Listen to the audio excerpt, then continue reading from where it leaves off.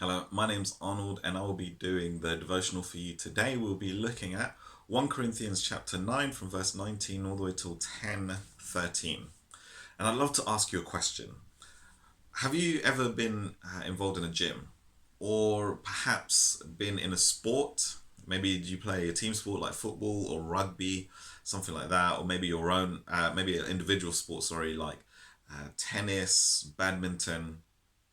What is it that made you achieve what you achieved, if you guys did, or what is it that you think actually makes the person win, even if you weren't part of a sport or part of a gym?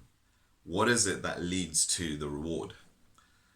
Yes, sure, so, like, definitely, luck may have a factor on it, but the overwhelming factor is definitely discipline and training. From discipline and training leads to the reward.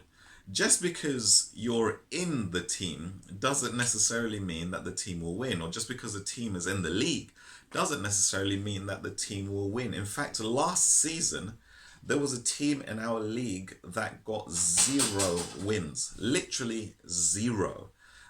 They scored a few goals, but every single team within that league, and there were 18 teams within that league, beat them. Now, what was their problem? Are they incapable of winning? Not necessarily. They may be capable of winning. What they need to do next season is stick to be disciplined on their strategy, as well as be disciplined in their training. And there is a possibility that they may win some games and perhaps even win the league, though they had lost the previous season. Just because you're in something doesn't necessarily mean you'll win. Just because you've paid for a gym membership doesn't mean you'll get a six pack. Just because you are in the tennis league doesn't necessarily mean that you'll get the prize at the end. That's not how it works out. Now, the Israelites in history were taken from a place called Egypt all the way to Israel through the wilderness.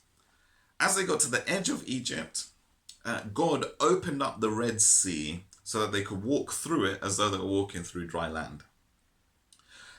And God would lead them in a pillar of cloud by day and a pillar of fire by night.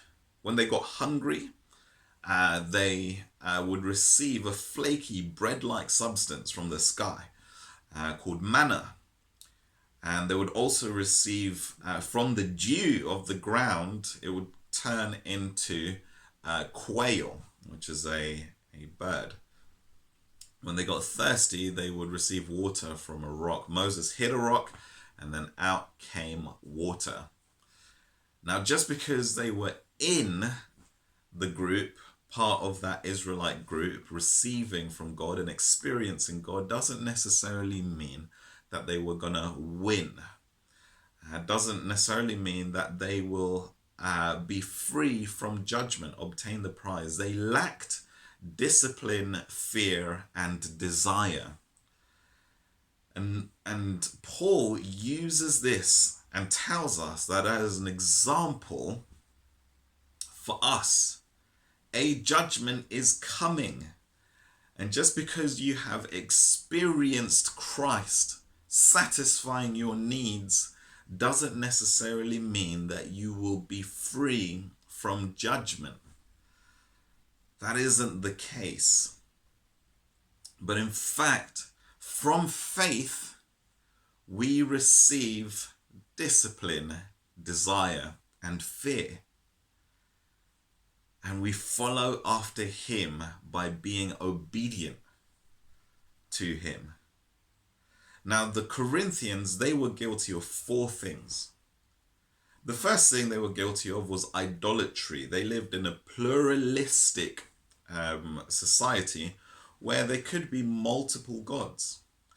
They were also guilty of sexual immorality, which was very normal at the time. They were guilty of grumbling and just saying, oh God, why have you put me in this situation? And it's not bad that they're asking or saying, why am I here? But they were grumbling, kind of like how the Israelites were doing. And then finally, they were putting Jesus to the test. well, nothing bad's happened to me now, so I guess I can just keep on going. That's what was going on.